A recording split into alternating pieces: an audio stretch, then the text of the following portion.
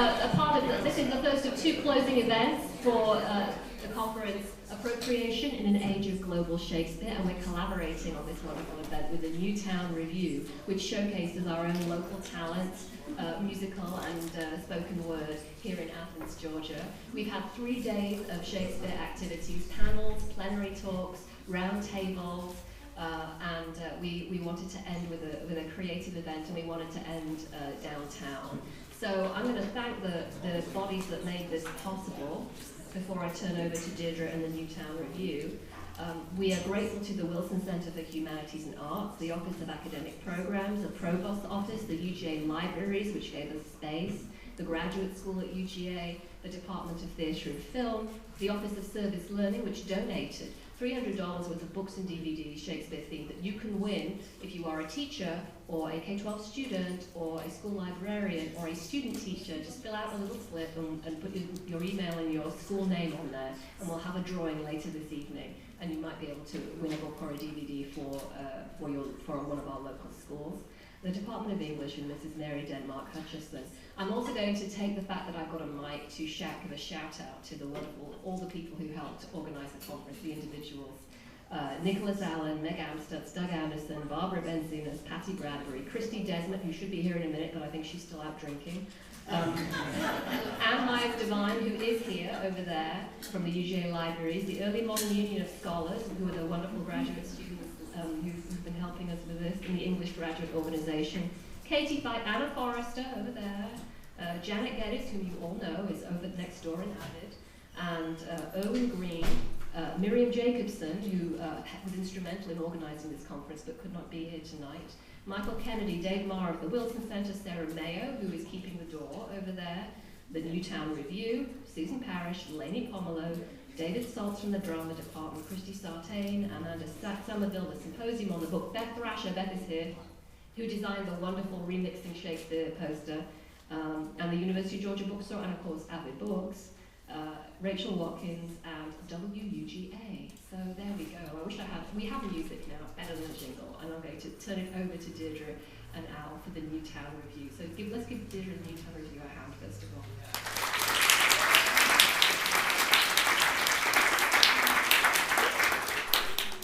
Thank you, Suyata, and thank you all for being here. My name is Deirdre Sugiuchi. Al Dixon, Beth Thrasher, and I curate the Newtown Revue. We're very excited about tonight's performance, which is in conjunction with the Appropriation in Era of Global Shakespeare Conference. Our first writer is Laura Leidner. She lives in Atlanta. She works in public health. She writes fantasy and sci-fi stories and sings in a folk band called Revue. Let's give Laura a big hand.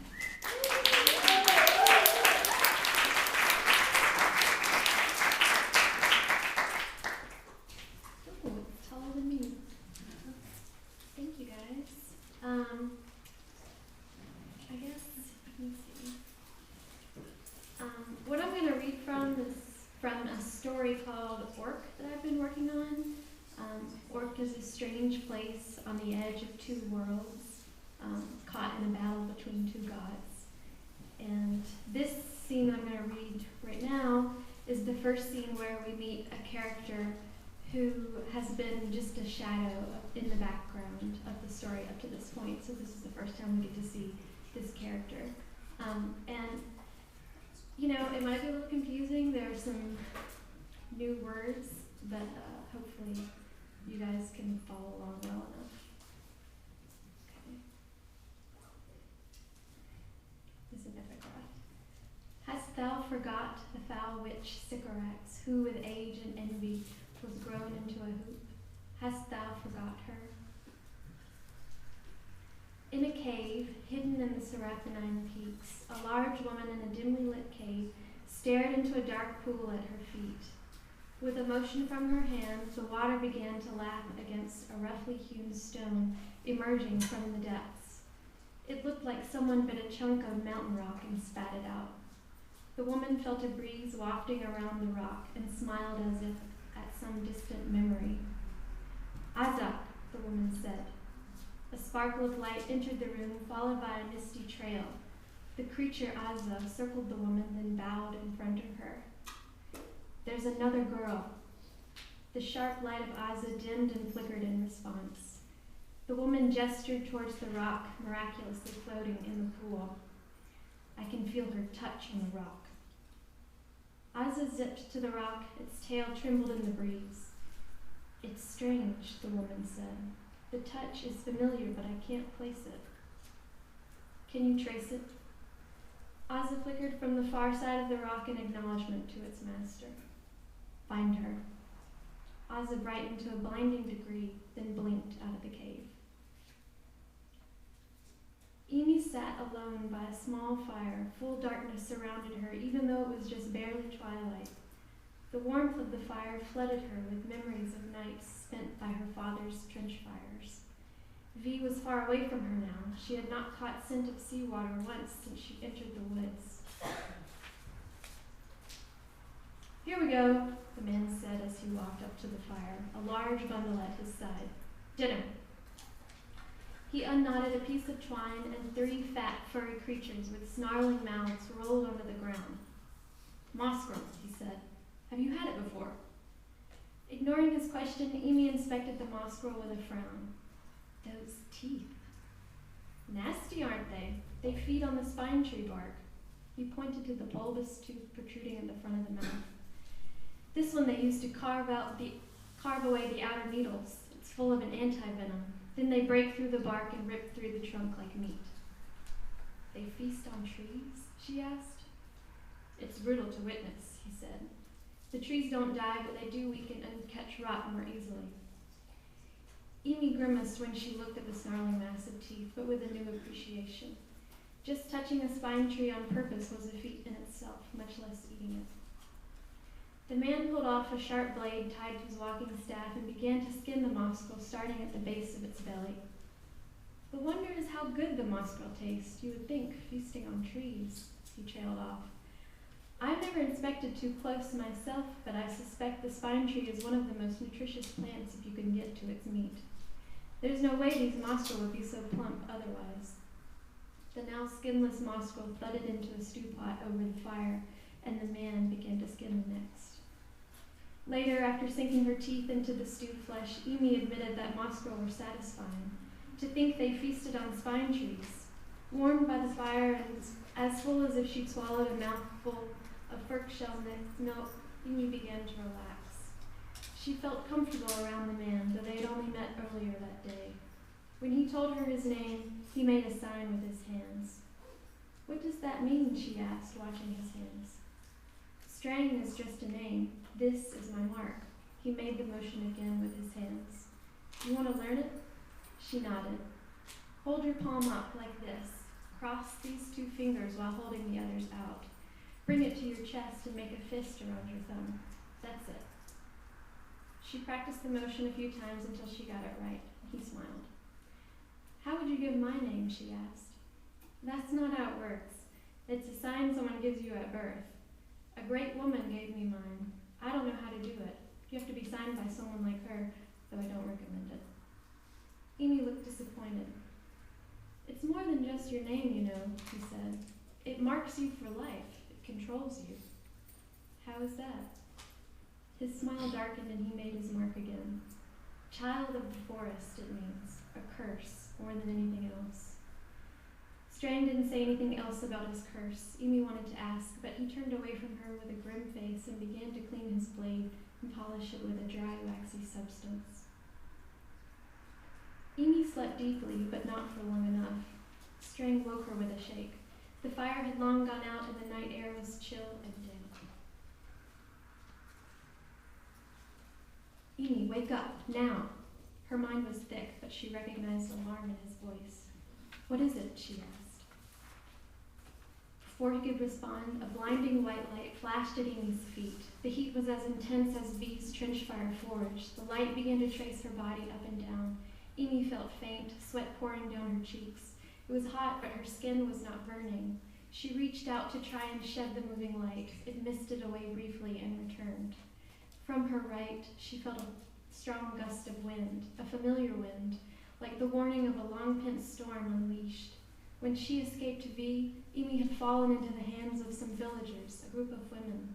Her father threw a storm down on the village searching for her, so she fled to the woods, where the man found her sleeping under a spine tree. The storm and straying staff released relentless as a current. The light creature hissed and vanished, leaving only a trail of mist from where it had blown through the forest in its retreat. Amy panted, recovering from the lightheadedness. Then she began to shiver from the abrupt withdrawal of heat as her cold sweat felt the night chill. "Are you hurt?" Strang asked. She shook her head and asked, "What was that?" "I think it was the Azishin. I have not seen one in a long time. Why does it seek you?" Amy had no answer. It had moved like one of V's currents, a brilliant and fast streak of light. Oddly, the heat of it hadn't burned her. "Come, quickly. There's a creek nearby that leads deeper into the woods in case the Azishin returns," he said. He quickly gathered his camp materials, bound them with the leftover Moscow stew in a tight sack. Amy, more dazed from the light than she originally thought, could distinguish nothing in the forest. Spots of white, blue, and green filled her eyes. "I can't see anything," she said. "Here," Strang grabbed her arm. "We'll walk together." While they walked, Strang explained what he knew of the Azishin. "There is a woman, in fact, the one who gave me my name. She lives in the mountains somewhere. The Azishin are her monsters. They come quick as lightning. They are destroyers," he said. His voice was still a whisper, full of terror. "I can't believe you aren't burned. You're sure you're not hurt," he said. "Just my eyes, but I can see a little better now," she said. "So you've seen that thing before?" she asked. "I have seen an army of them. I was the only one unfortunate enough to survive." By the time they reached the creek bank, Amy's sight recovered. The exercise had warmed her blood, so she shivered less, except the water was cold when she knelt down to take a drink, and that set her shivering again. They began to walk more quickly, following the cleared bank. "Where are we going?" Amy asked. "We must go deeper into the forest," he said. "We're too close to the edge. Orc is not but a day's walk east of here. The deepest parts of the forest are less vulnerable against her, I think." "Who is she?" Strang hesitated for a long moment, then he began. "I only met her once, and I was very young, but I knew about her. What was it my mother called her?" Amy said as she stumbled over a root. Then she stood up and spat the bitter dirt out of her mouth. She could feel the tiny grains rubbing against her teeth. "Step behind me," Strang said. He somehow avoided all the snarling hidden roots that crept closer to the water. It made her feel even more embarrassed to follow him. They fell into a rhythm, though. "Afra," he said. "My mother's friend's name was Afra, or Mana Afra, but I think she just called her Afra, the same woman." "The one who sent that flame thing?" Amy asked. "The Azishin," he said. "Your mother's friend attacked me?" she asked. "She's no friend now.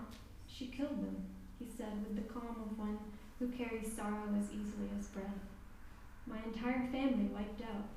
I was spared only so she could bind me to these woods. How old were you?" "Not sure. I was maybe this high." His hands gestured at his hips.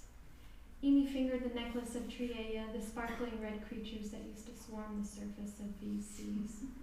Strang's story about Afra and his family kindled a memory. The Triea, her father wiped them out. "Was there a reason behind it?" she asked. "Not really," he said, "except my mother had refused some job. I don't remember exactly. My mother was gone for almost 3 seasons. My father had already claimed another woman, thinking she was dead. I was more hopeful. I remember being lonely, though not as lonely as I was soon after. She came back all of a sudden one night, waking my father and his new companion. I overheard her explain something about the great woman making an offer and her risky escape back to us. Just before dawn, we were under attack. Hundreds of Azishin descended, the night sky full of light. Everyone was on fire. Mother used her staff," he said as he lifted it in his hand, "to push through the fire. She picked me up and sealed me along with her staff inside a rock. It was dark and I could barely breathe." He shuddered. "I feared she'd never be back to open it for me. Without her staff, how could she? And she didn't return. It was the great woman who found me. She shattered the rock. I remember blood everywhere. Then she bound me to the forest."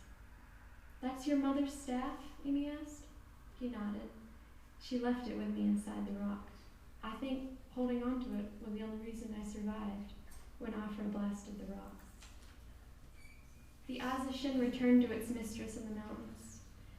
When it entered, Afra could see Aza brought no girl alongside. How? She asked, her voice taut. Aza answered in its language of light, lining the wall of the cave with the shape of a small figure sleeping. Aza split in two, projecting the new half further away. The second Aza cast a dark shadow over the figure of the girl, still lit on the wall. It was just an illusion, but it looked as if the shadow swallowed the girl, while Aza painted a new thread of light that braced against the force of the shadow for a few tense moments. Then the light dispersed violently throughout the cave. The battle scene over, Aza reconnected its scattered light threads and bowed subserviently in front of Afra. So she has protection. Only a god or a piece of a god could tear someone from your grasp, Aza. She paused, contemplating. I've not seen the touch of any besides myself on this forsaken little world, though its natives are hardy enough in their own way. She turned away, walking in the direction of a large table with one lonely chair. Where she stepped, small flecks of light remained on the cave floor and quickly dissipated. Turning back around suddenly, did you bring any trace of her with you? Her breath? Aza brightened and encircled its mistress. Afra closed her eyes and breathed in the light of her creature. She slowly exhaled, a look of calm content suffusing her features. Then she tensed. The sea, she said.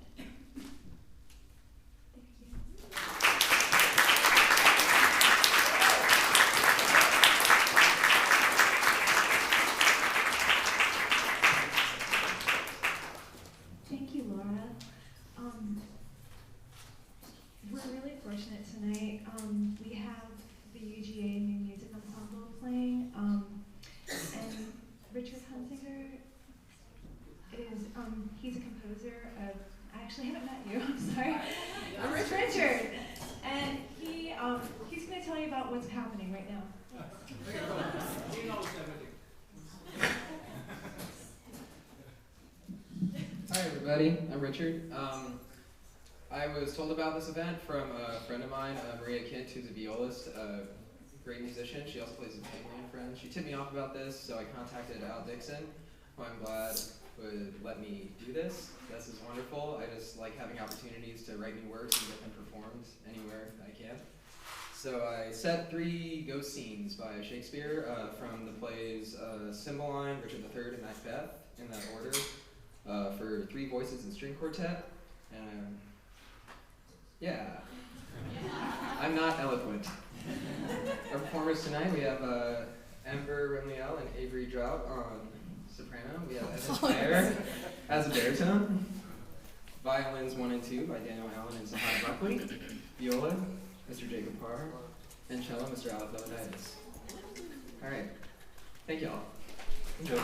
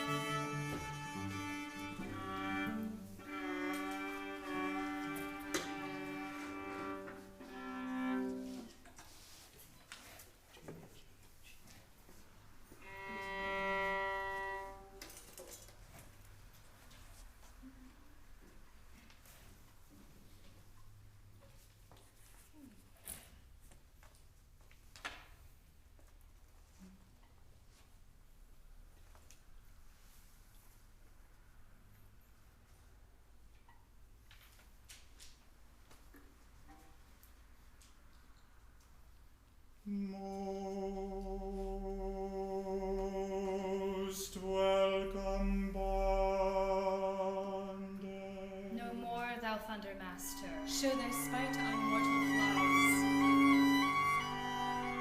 For thou art away.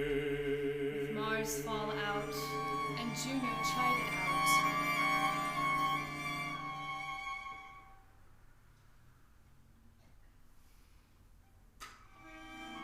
that thy adulteries, rapes, and revenges, I cling to liberty.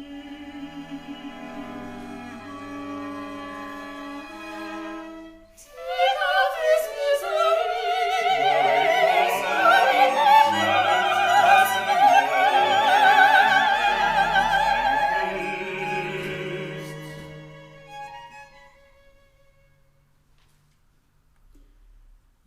Why did you suffer to taint his nobler heart and brain with needless jealousy? Give me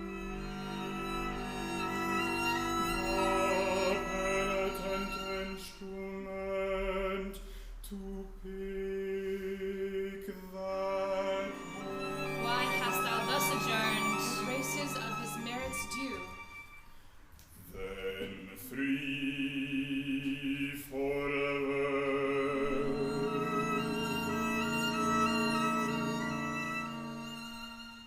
Is enough, I am sorry. Being all to Dolores turned,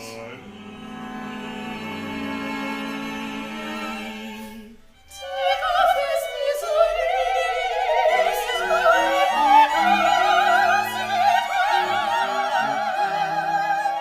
Must I rebel?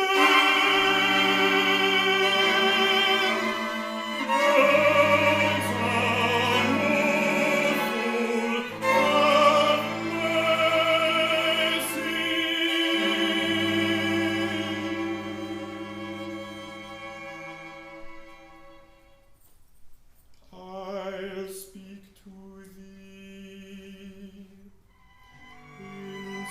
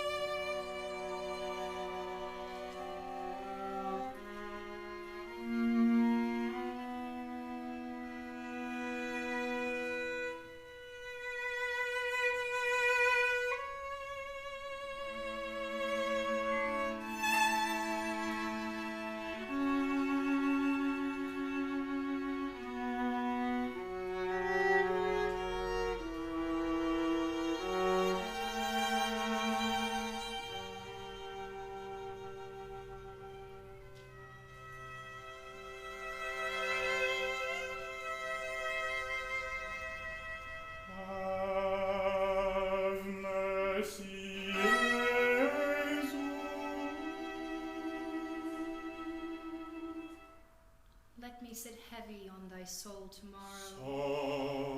Soft, but did I When I was mortal, my anointed body by thee was punched full of deadly holes. oh coward conscience? On this hour and afflict despair and die. Let me sit heavy on thy soul tomorrow. thy light has been. It is not I that was washed to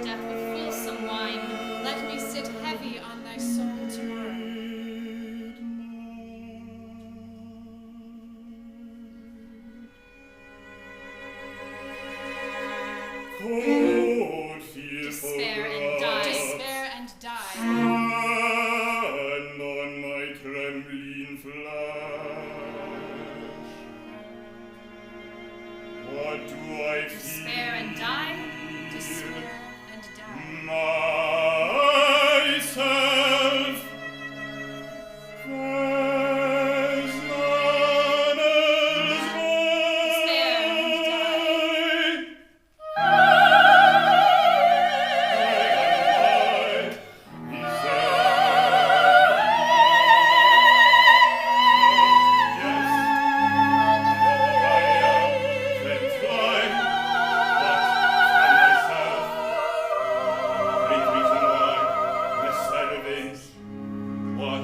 myself from myself.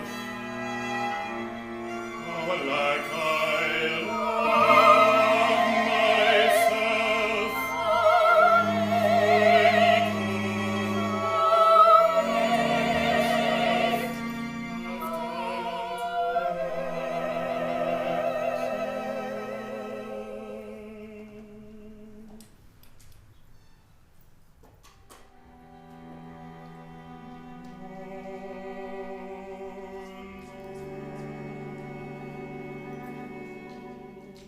bloody and guilty, guiltily awake.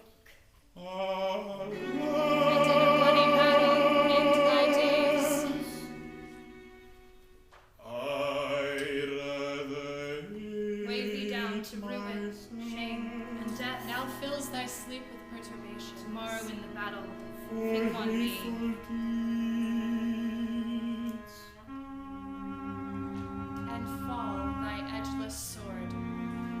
Committed and die. by myself.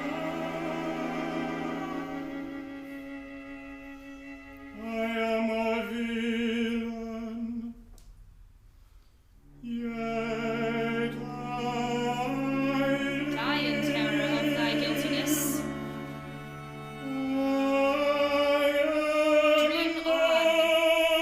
Dream on. Fool of thyself, speak Of bloody deeds and of well. death. Fainting, despair. Despairing, yield thy breath.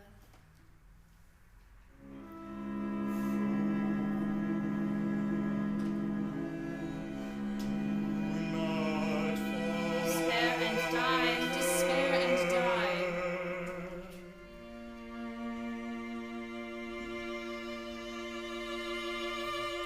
And every tongue brings in a sentence, and every tale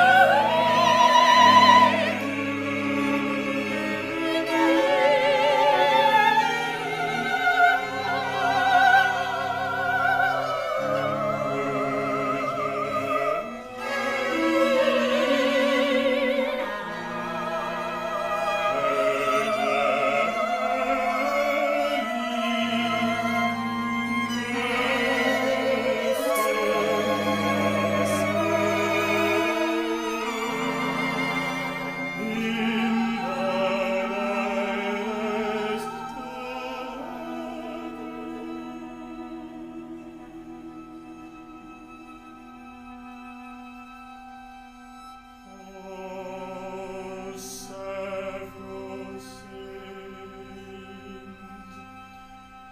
all used in each degree,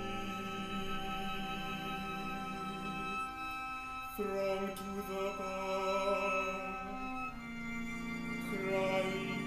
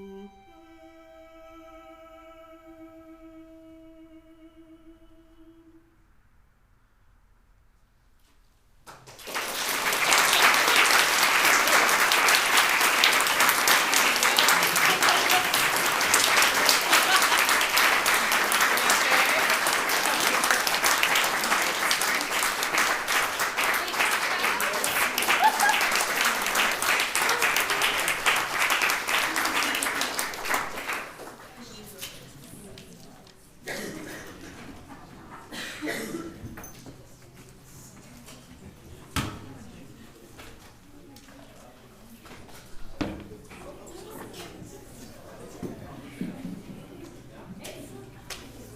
was amazing. Thank you. I just love Athens so much. Thank you. Thank you so much for doing that. Our last person is Cindy Watkins. Sugiuchi's married to end, but Cindy Watkins is a graduate of UGA.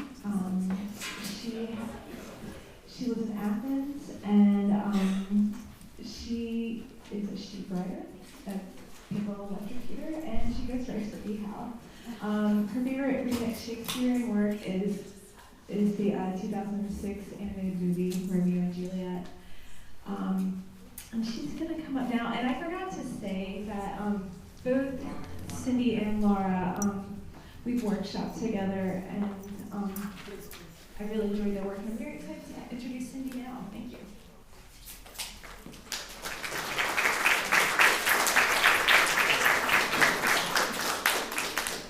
I had a printer malfunction, so I will be reading off my phone.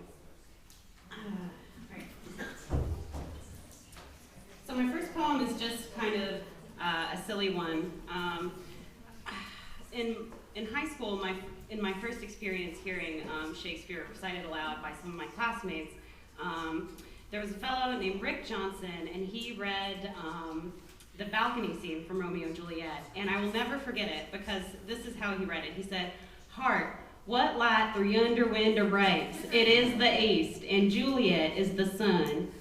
And it was amazing. And so this is a tribute to Rick Johnson. This is the balcony scene if Rick Johnson was Juliet. So this is Kusa High Juliet. "I don't like English, math ain't no fun, not much for chemistry, but I aim to study you some. My daddy don't like you none, and that's hot as hell. So I turned on my light, and I've been sitting here a spell. I'm wearing my good bra, the one that makes them high and tight, but sugar, you better quit taking so long. I ain't got time to stand here in silhouette all night. You better come on over, you know where I stay. You owe me some sugar now that you got me feeling some kind of way."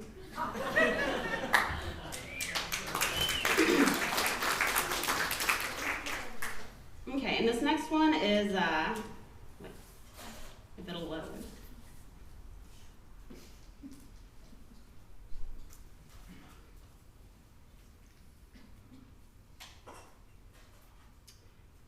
This one's called Helena's Invitation, sort of riffing off Midsummer's Night's Dream. And it's a ghazal, sort of. It's ghazal proximate.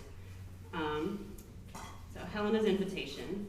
"Now is grown the witch hour late, and the forest heat fading low, where bark and root twist strange into febrid shapes they didn't know. There in wood I found your smile, and the forest heat burning slow, imagined lips passing sweet into animal shapes they didn't know.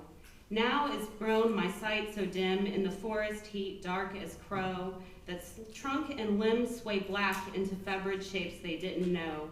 There in wood I passed logs thick, in forest heat hidden low, imagined couches bearing bodies into animal shapes they didn't know. Now is grown the tongue so bold, in the forest heat fading slow, where light and shadow smudge into febrid shapes they didn't know. There in wood grown midnight sweet, in the forest heat dark as crow, honey blackens upon the lips of the animal shapes they didn't know. Now is grown crepuscular root, in the forest heat that need not go, shadows and limbs twisting slow into febrid shapes they didn't know. There in wood dark as crow, in the forest heat beneath the bow, you and I could sway strange into animal shapes no one has to know."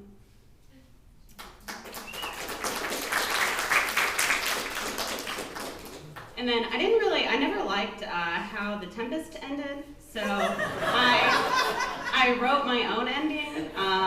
So the way The Tempest ends is Prospero gives a little epilogue to the audience, and then in my ending, after he does that, Caliban walks back on stage and delivers his own epilogue. So this is Caliban's epilogue. I've changed my mind, I'll not grace seek hereafter. When the winds of a moment's fair reflection brings me thus this news, it's I his grace has wronged. Hot with drink, 'tis true I swore red murder, but who will blame me then for using thus the lessons Prospero taught too well?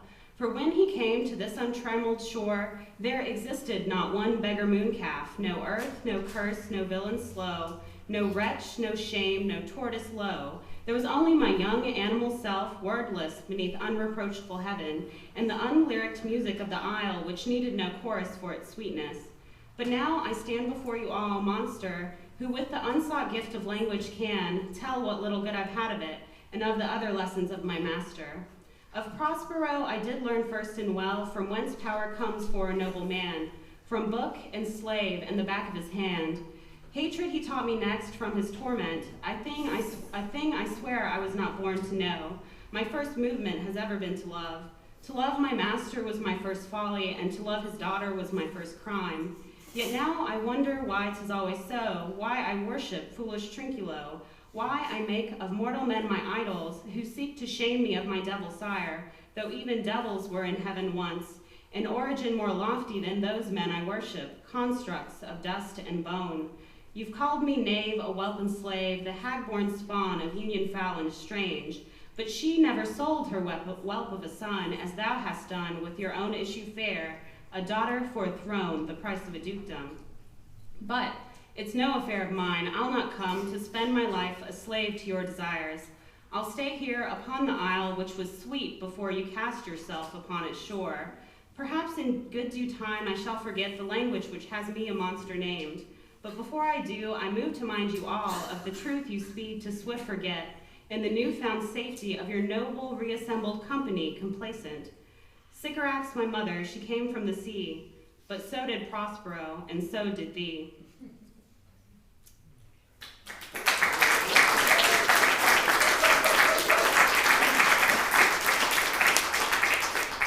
And this last one it was supposed to be a prose poem, but now it's a microfiction because that just happened. It's Ophelia is the central Shakespearean related character. And it basically came out of, I had a couple of creepy football coaches in high school that taught health, and they would like have affairs with students, and but they were really good at football, so no one in the community cared, and I discovered I was still angry about it. So I wrote this. Ophelia still manages to look delicate, even as Coach Harden straddles her on the floor and pumps, hard and rhythmic. She sighs out the river, but it smells like the quarry, rocks and damp weeds. He makes jokes with the football players when they take their turns. Keep thrusting until she makes noise, but stop before she can speak, he says over and over. They all chuckle except Tim, his jawline an act of war on the dismount. When it is my turn, I am afraid to cover Ophelia's mouth with my own, but I am bad at dodgeball and need the A. On her cool lips I taste the secrets the dill keeps, but I am blowing hard. I am forcing them back in. In AP Art, we paint outside. The weather is always werewolf morning. Tim's forearm is marble rage, but his strokes are delicate, precise. The wind slides through the threads of my hoodie and slithers over my skin. No matter how much I wear, it is never enough. Tim's ex-girlfriend Blake is in the bathroom, but her canvas shows exactly what was there. The silver mirror of the lake, the crisp lines of the soccer goal, Ophelia in an outline, the bright splash of the plastic and cloth flowers. Tim will someday go to the guidance office over his painting. Once in British literature, someone says love at first sight isn't real, it's a device. Tim is saying that love, first-sightedly, non-fictively, happens to him. In this way, ambassador for a fearful country. Like all experienced substitute teacher, Ophelia stays out of the debate. Draping damply over the lectern, she doesn't get involved.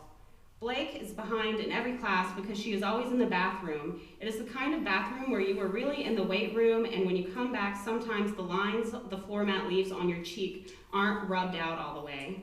I will someday win an award at the regional art fair for my painting. We are replacing Tim as the lead in the one-act play. You can't have your knuckles heal slowly in alternative school and also be the lead in the one-act play. These two realities cannot exist together. The judges will really like the way my brushstrokes refuse to resolve. the cotton wool storm clouds, the woman beneath them a pale blue smear of light. Coach Harden takes our team to state 2 years, and when it is finally necessary to transfer him to another school in the county, the parents shake their heads and say it is quite a shame. At the end of a school year, Tim does not come back for his things, and they throw his unfinished painting away. It is a shame because though Ophelia's dismembered limbs are being rendered with a morbid, obsessive realism, the pink staining the surface of the lake suggests the fragile blush of a shy young girl. Ophelia is being packed in ice for the state one-act play competition. She is a central plot device, but she emits a faint, distressing smell. She perhaps nears her shelf life. Just in case, I understudy her. I practice lying in ice. I practice lying in the soccer pond on the floor of the health room. I hold water in my mouth. I infuse it with green herb silence. I fold over the podium and hang my jaw open slightly, let it dribble down the podium, staining the old dark pine. I let my eyes become the weather over a field. Probably this will not be necessary. Probably she will last long enough for the role we need her to fill before she starts to fall softly, wetly into her unnecessary pieces. In this way, though she was expensive, the school has gotten out of Ophelia a lot of use.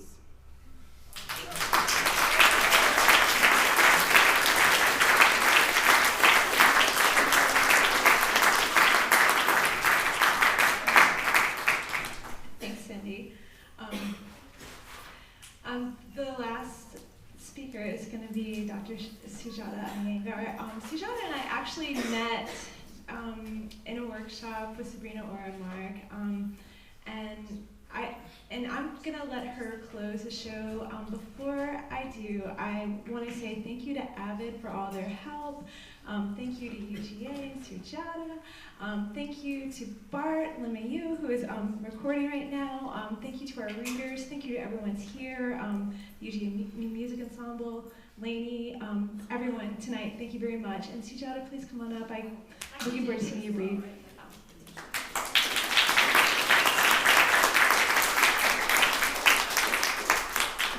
I would transition the part from our local readers to our visitors, Steve Bueller and Andrew Hartley, who are going to play and read for us during what I've called the after party. I'm going to read you a found poem. It's a found poem that you'll hear several different voices in it, and I found it during a service learning class that I ran with a bunch of my graduate students at the adult literacy class down the street. One of the adult literacy students in the GED equivalency program heard about the service learning class and asked us to come in and teach a class on Shakespeare. And the school administration was not keen on this. You'll hear that voice as well. But they managed to get it in their curriculum under the guise of college readiness. It was a profoundly moving experience, and all I could do was record some of the voices that I heard. There's no poetry on the GED. They got rid of it this year. So what do you and your students plan to do? Let us sing you sonnets. Let us sing. I don't think you understand me. Our students come from very disadvantaged backgrounds. Let us make a willow cabin at your gate. We read non-fiction, things that help them get a job. And summer's lease hath all too short a date. Our students are resistant to poetry. I like to hear it. It puts me in mind of church. This is our adult literacy class. When I would listen to the preacher, this woman is homeless, and the choir, all that sound. We let her come in here when the shelter is closed, when I was a little girl, during the days, so she can stay warm. I didn't have nothing to make me feel ashamed. This girl you see escaped at 15. I feel my eyes open from her parents, wider and wider, who pimped her out from the age of 3. With every word I read or hear. This gentleman, for example, that Shakespeare, there's a beat to it. I hear it. Saw his parents murdered. What he's talking about is love. I hear it. I grew up in front of him and his sister, who raised him they said we was poor, but you know what? Never sent him to school. He is 60 years old and we was rich in love. He cannot read. My mother always said that. I remember. We was rich in love. What did you say? I'm so sorry. I just cannot hear. Love. He said love.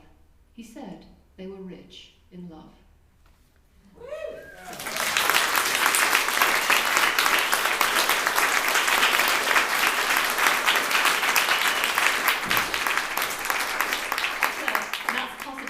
embarrassing thing I've ever done, including, giving birth. But